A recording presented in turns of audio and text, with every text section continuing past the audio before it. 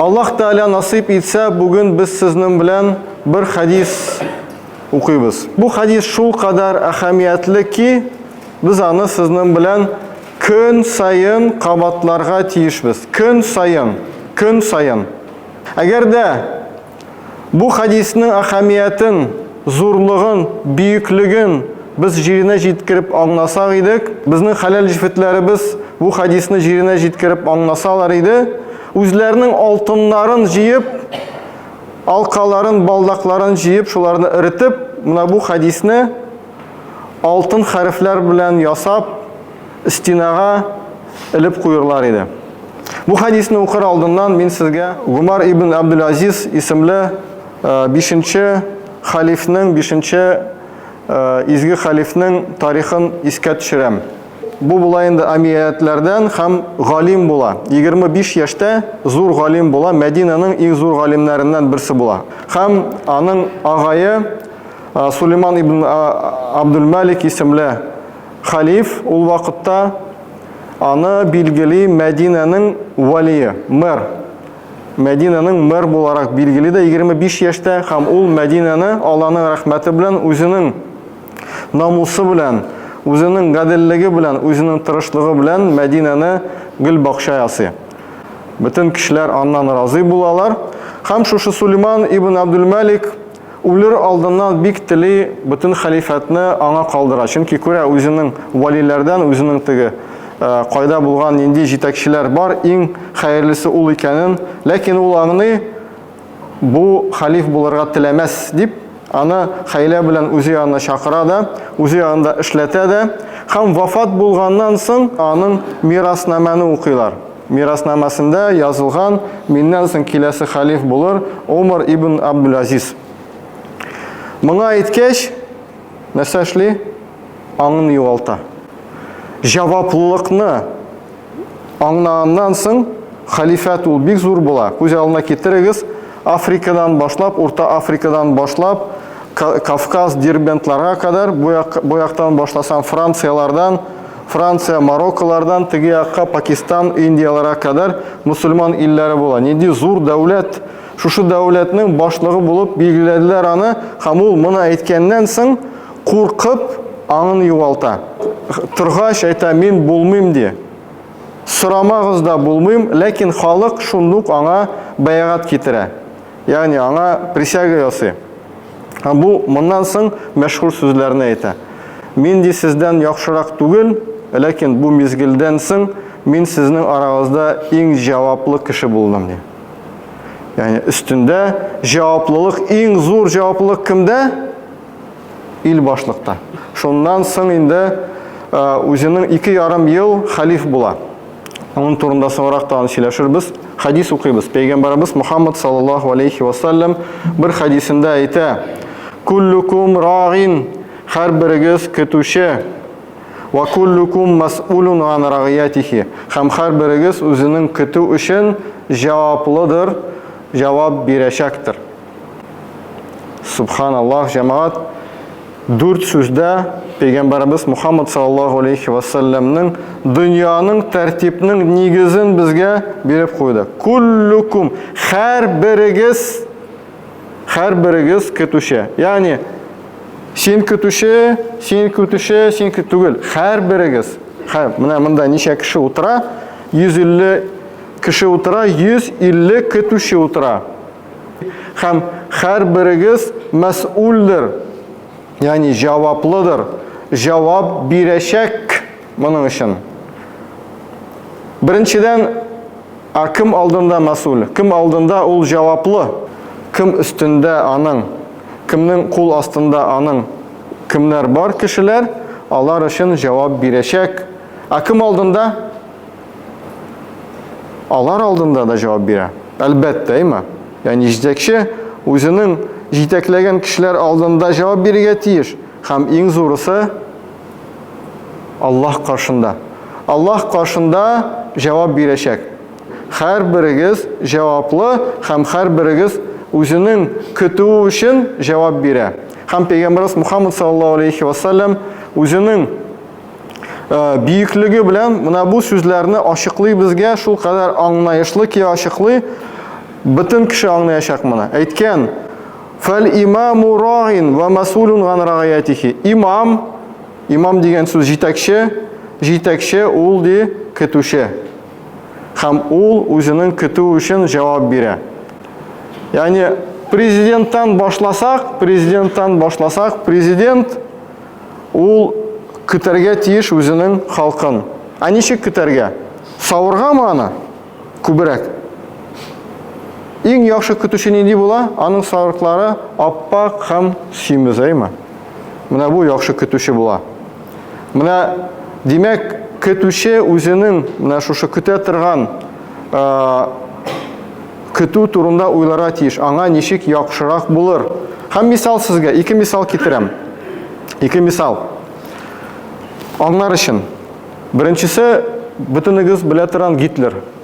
Гитлер төрлечә әйтәләр инде. Кем 21 елдан шутлап, кемдер 34 елдан шутлап, 45 елда аның хөкеме бетте һәм аның менә бу хөкем иткән вакытта якынча 100 миллион кеше үтерелде.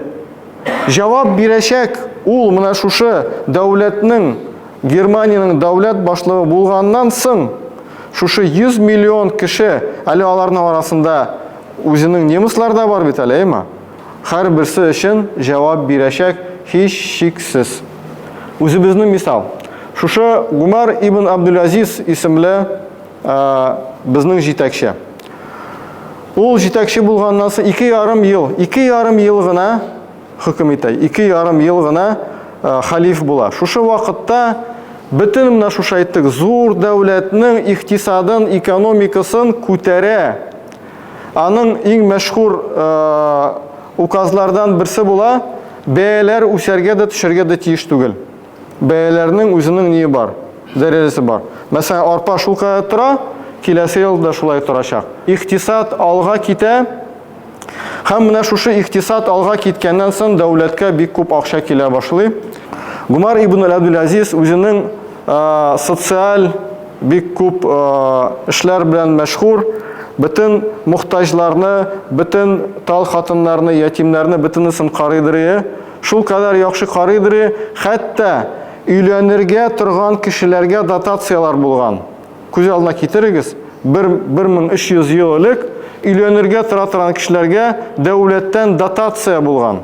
Шулай ук бик мәшһүр сүзләр Умар ибн Абдул-Азиз янына киләләр дә һәм әйтәләр, как Батулага матур кисва ясыйбыз. Матур алтыннан тегеп, матур кисва ясыйбыз да куябыз, как Батула, безнең иң изге җир, ул бик матур булсын дип килгәндә, Умар ибн Абдул-Азиз нәрсә әйтә?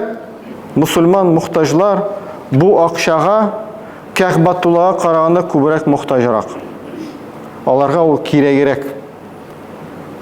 Мискин мухтаҗ мусульманнарга таратыгыз бу акчаны дип рөхсәт берми, менә шушы ал нидән кыйбатлы кисваны ясауга рөхсәт итми.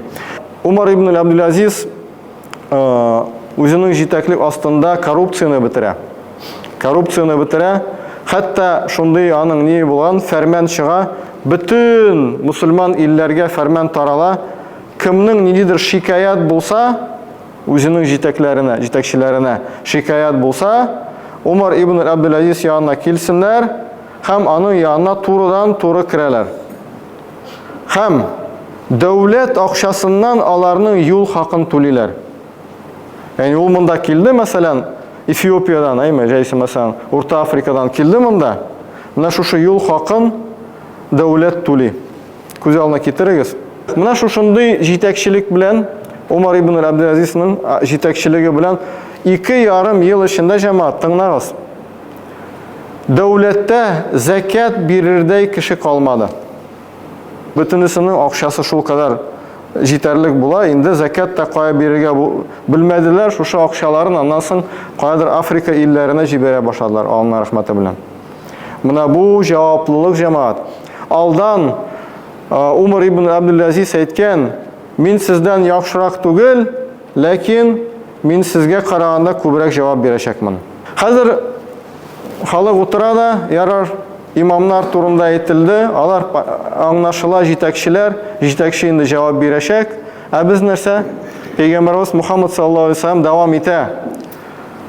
Варраджулу райин ва масулун ан раятихи. Һәм һәрбер ир кеше үзенең гаиләсе өчен җавап бирәчәк. Менә килдек һәрберегез дигән сүзгә. Һәрберебез безнең күпме кул астында, безнең җитәкчелек астында ничә кеше бар, һәрберебез шулар өчен җавап бирәчәкбез. Һәрберебез. Монда әйтеп булмый, та хәзрәт җавап бирә, бу мэр җавап бирә, тегесе җавап бирә, мин җавап бирмим. Син дә җавап бирәсең. Вал мар'ату рагиятун фи бейти zawjiha ва мас'улатун ан рагиятихи. Һәм хатын кыз шулай ук көтүче, үзенең иренең өендә көтүче, һәм ул аның өчен җавап бирәчәк. Безнең ханымнарыбыз, хәләл җифетләребез, безнең өйләребез өчен, өйдә булган хәле өчен җавап бирәчәкләр кыямәт көнендә. Бер дә әйтеп булмый. Булай булды, ирем мине өйрәтмәде, булай итмәде, тегесе булмады, фәлән булмады, ашатмады, тегесе бусы, барыбер җавап бирәчәк. Аллаһ Тәала күпме аның кул астына бирде, балалар, иренең малын бөтенесен, бөте өчен, өйдәге халат өчен хатын кыз җавап бирәчәк. Куллукум дип, бөтенегез. Һәм иң кызыгы соңгы сүзләр. Пәйгамбәрбез Мухаммад саллаллаху алейхи ва саллям әйтә: "Вал абду раин." Кыл да көтүче. Кыл. Ничек кыл көтүче? Ул үзе бит не, әйме? Мал беләбез тарихтан, әйме? Бүгенге көндә кыллар юк. Кыл да көтүче. Вал абду раин фи мали сайдихи. Кыл үзенең хуҗасының малында көтүче, һәм ул аның өчен җавап бирәчәк. Ягъни аңа көрәк бирелде икән, шушы көрәк өчен җавап бирә. Аңа перфоратор бирелде икән, шушы перфораторны кыздыра, анда проводкасы жана эшли икән, димәк нәрсә? Кыямәт көнендә Аллаһ каршында шушы кеше җавап бирә. Бөтенебез җәмәгать, бөтенебезнең кулыбызда, күпчелегебезнең, әйме, кулында ниндидер кемнеңдер малы бар. Шулай бит? Без кыл түгел әлбәттә. Ләкин кемдер эшче, кемгәдер машина бирделәр, кемгәдер перфоратор бирделәр, кемгәдер башка бер бирделәр, станок бирделәр, бөтенесе өчен җавап бирәчәк без Аллаһ каршында. Ала ва куллукум рагин. Шулай диде Пәйгамбәр саллаллаху алейхи ва саллям. Бөтенегез көтүче, ва куллукум мас'улун ан рагиятихи. Һәм һәрберегез көтү өчен җавап бирәчәк. Бу хадистан җәмәгать безгә эш бик мөһим нәтиҗә бар. Эш бик мөһим нәтиҗә бар. Беренчесе, безнең кул астында булган кешеләрнең хакы бар. Гумар ибн Абдул-Азизнең кул астында миллионлаган кеше булды, аларның хаклары бар. Һәм ул әйтәдер иде: "Мин кыямәт көндә моның өчен ничек җавап бирермен?"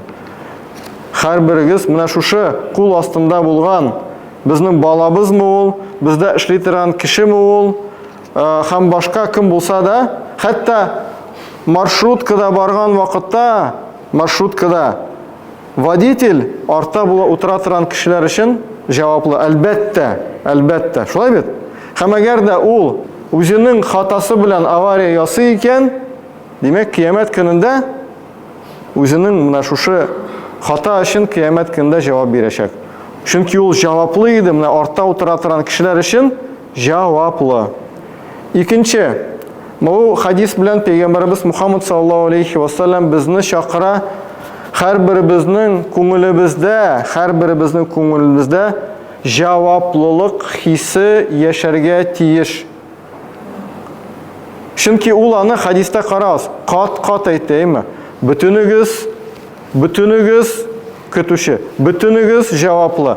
Бусы җаваплы, бу җаваплы, мин җаваплы, бөтенегез җаваплы. Җөмләне ишетегез, әйме? Җөмләдә ничек әйтелгән? Кат әйтәме? Һәрберегез җавап, һәрберебез. Әллә ничә мәртәбә кабатлады. Димәк, Пәйгамбәр саллаллаху алейхи ва саллям теләде, безнең күңелләребездә менә шушы җаваплылык хисе яшәргә тиеш. Әгәр дә без мусульман икән, без үзебезне мин мусульман дип әйтәм икән, мин шушы хисне үземдә үстерергә тиешмен. Җаваплылык хисен. Инде бүгенге мисал шушы җитәкче Умар ибн Абдул-Азиз мисалында ема. Ничек Алланың рәхмәте белән 2,5 елда бер дәүләтне үскә күтәрә, ема. Бер оешманы түгел, бер мәчетне түгел, бер шәһәрне түгел, бер зур дәүләтне үскә күтәрә. Җаваплылык белән. Һәм өченче нәтиҗә шушы хадистан Аллаһ Субхану ва Тааля безне, һәрберебезне контроль итә бөтен эшләрдә.